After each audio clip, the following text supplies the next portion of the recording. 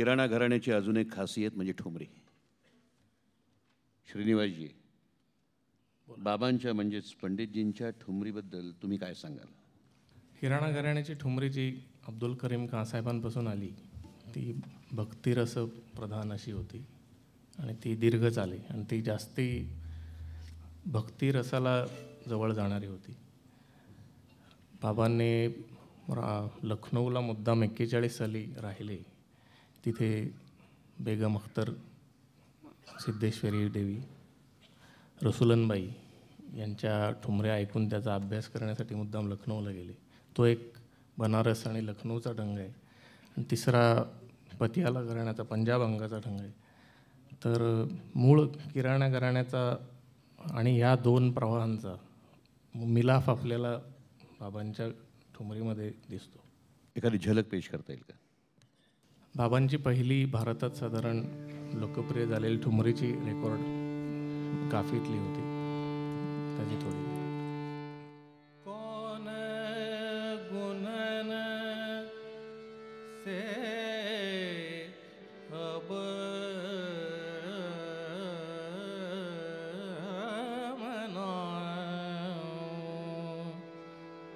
कौन गुणन से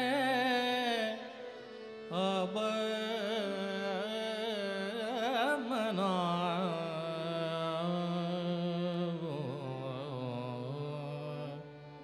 पिया तो मानत नाही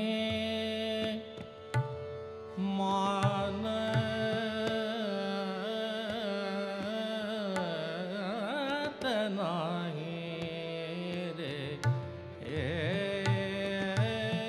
पिया तो मानत नाही मानत नाही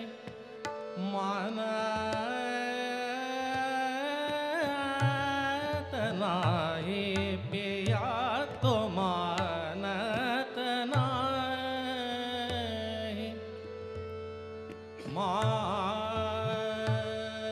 मानत नाही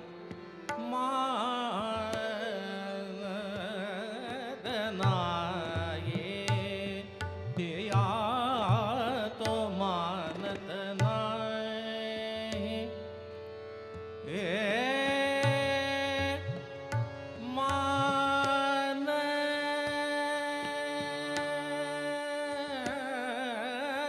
नाही सोनी ठोरयन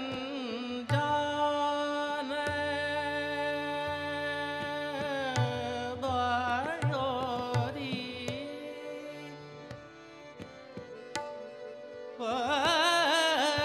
बायोरी सोनी ठोरयन सोनी ठोरयन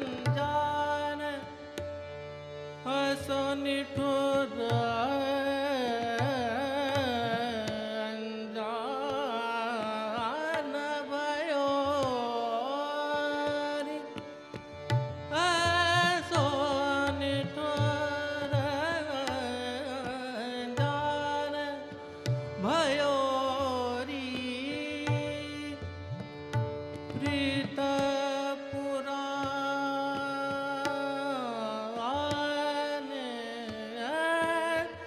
जानत नाही जानत नाही जानत नाही जानत नाही पिया तो मानत नाही नाही पिया तो मानत नाही कौन गुणन से अब मनाओ रे पिया तो मानत नाही मानत नाही मानत नाही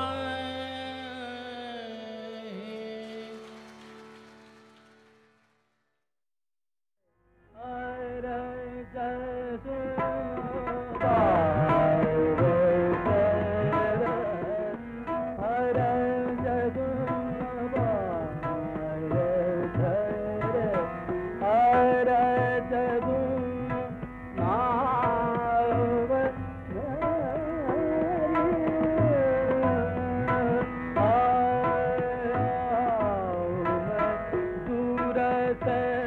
एकदा त्यांचं तेजपाळ ऑडिटोरियमला गाणं होतं आणि अभोगी सुरुवात झाली आणि वरती सज्जावरती गेले.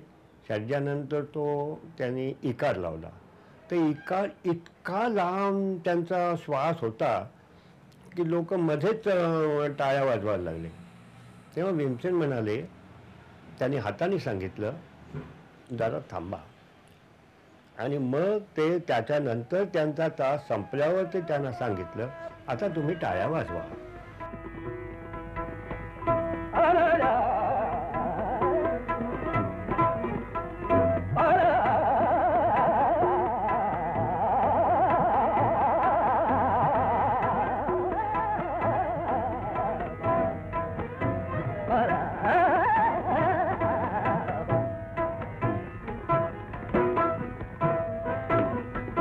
एकोणीसशे 64 सालची गोष्ट आहे ही.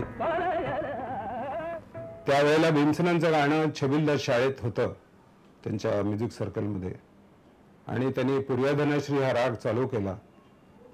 गाणं एक थोडं 15-20 मिनिटं होतं. तोपर्यंत सूर्यश्री केसरबाई येऊन तिथे बसल्या आणि भीमसेनांना थोडंसं अचंब वाटलं की इतकी मोठी व्यक्ती आपल्या समोर आली, ही काय आहे.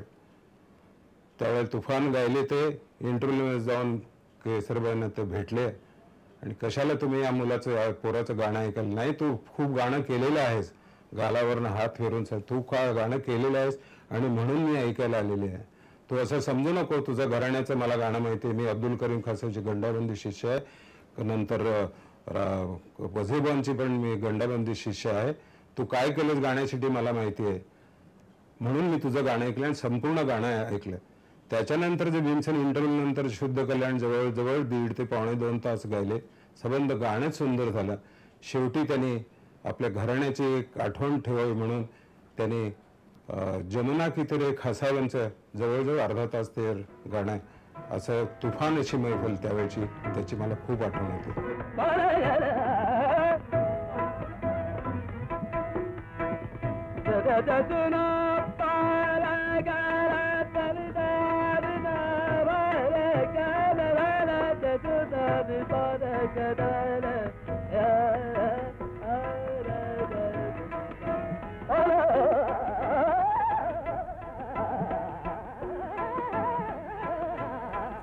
माझ्या आठवणीतली एक मैफल म्हणजे त्यांना मध्य प्रदेशचा पुरस्कार जाहीर झाला आणि त्यावेळी त्यांची मैफल होती.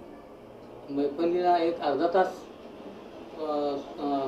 सुरुवात होऊन झाली असेल आणि आम्ही सहज असे गात असताना एकदम कुमारजी आले आणि कुमारजी आल्यावर बुवानी एकदम मैफलीचा संबंध मोड बदलला आणि मला बोलले, नाना ठेका खिचून घ्या. त्याप्रमाणे मी ठेका खिचून घेतला आणि ती जी मैफल झाली ती एकदम म्हणजे त्यांना एक नुसते कुमारजी आल्याबरोबर संबंध त्या मैफलीत फरक पडला एकदम. मग कुमारजी बोलले, नाही अप्रतिम मैफल, तुम्ही जो मोड बदलला तो मला फार आवडला. ज्या आमिर खानाचे गुरु समान मानत होते त्या आमिर खानचं गाणं आधी ठेवलं. आधी आमिर खान दरबारी कानडा अप्रतिम गायला. आमिर खानचा दरबारी म्हणजे काय, इथे जे लास्ट वर्ड. आणि त्यानंतर अनाउन्समेंट केली भीमसेन जोशींची, तुम्ही आता बसा गायला म्हणून. आता इथे गाणारीची छाती, निधडी छाती म्हणतात, ती दिसते. भीमसेनला ठीक आहे गातो. आणि ते आम्ही जरा त्यांचे चाहते आम्ही थोडे घाबरलो. असं भीमसेन तर का होणार वगैरे. ते जाऊन तंबाडत जुळत होते आणि छेडलं तर दरबारीच गात होते, गुणगुणत होते. म्हणजे भीमसेनजी आता आमिर खान दरबारीच गाऊन गेले. मला माहिती आहे म्हणले, आणि मी दरबारीच गाणार आहे. माझा दरबारी वेगळा आहे. काय छाती त्या माणसाची, काय हिंमत. आणि मी घाबरेलपण म्हणले, मला कानडीत म्हणले, अरे गुरुची कृपा आहे, तू कशाला काळजी करतो, जा गाणं ऐकतो जा. मी जाऊन पुढे बसलो. आमची छाती धडधडत होती. हा निधड्या छातीने बसला माणूस आणि असा दरबारी गायला की आमिर खानचा पहिला दरबारी पुसून गेला आणि तिथे भीमसेनचा दरबारी उमटला. आणि अशा एक एक ताना, एकावर एक एक एक ताना, टाळ्यांचा कडकडाट, ह्याला म्हणतात हिंमत. आणि ह्याला म्हणतात आपल्या गुरुवरची श्रद्धा आणि आपल्या गाण्यावरची श्रद्धा.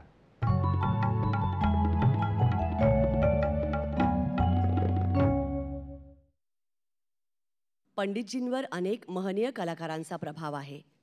अब्दुल करीम खान साहेब, सवाई गंधर्व ही तर त्यांची दैवतं. पण पंडितजींनी इतर अनेक कलाकारांचं गाणं अगदी डोळसपणाने ऐकलं. खरं तर आपलं घराणं सोडून इतर काहीही ऐकणं निषिद्ध मानलं जायचं. पण पंडितजींनी मात्र सश्रद्धपणे भरपूर ऐकलं. दिग्गज कलाकारांच्या गायनातली सौंदर्य स्थळं शोधली. बालगंधर्वांची सुरावट, उस्ताद आमिर खान साहेबांची धीर गंभीरता, केसरबाईंची तान, बडे गुलाम अली खानची ठुमरी यांचा आपल्यावर प्रभाव आहे असं पंडितजी जाहीरपणे सांगतात. बेगम अख्तर, रसूलनबाई, पंडित शिवरामबुवा वझे, कुमार गंधर्व असे अनेक कलाकार त्यांना प्रभावित करतात. आपल्या गायकीत ह्या दिग्गजांचं काय मिसळून जाईल, आपलं गाणं समृद्ध करेल, हा एकच विचार त्यांच्या या शोधक वृत्तीमागे दिसतो आणि याची अनुभूती त्यांच्या गायनात येते.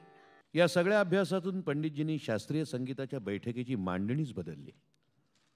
3 तासाच्या मैफिलीत खयाल, ठुमरी, नाट्यसंगीत, भजन कशाचा अंतर्भाव करायचा याची त्यांनी नवी पद्धत शोधून काढली, जी आज सर्व भारतीय शास्त्रीय संगीत गायकांनी अंगीकारलेली आहे. पंडितजींच्या शास्त्रीय संगीताची मीमांसा किंवा रसग्रहण हा विषय आत्ता आपण बाजूला ठेवूया, कारण त्याला अवधी पुरेसा नाही. आपण वळूया नाट्यसंगीताकडं. सर्वप्रथम संत तुलसीदास नाटकातील गोविंदराव टेंबे यांनी संगीत दिलेलं सवाई गंधर्वांचं आणि पंडितजींचं आवडतं पद ऐकूया.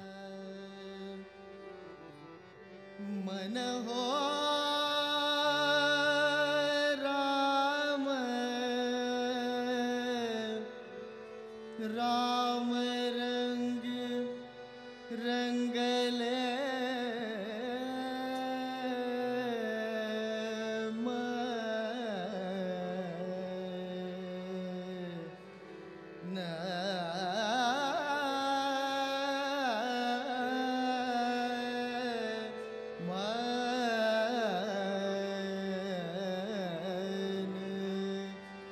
राम रंग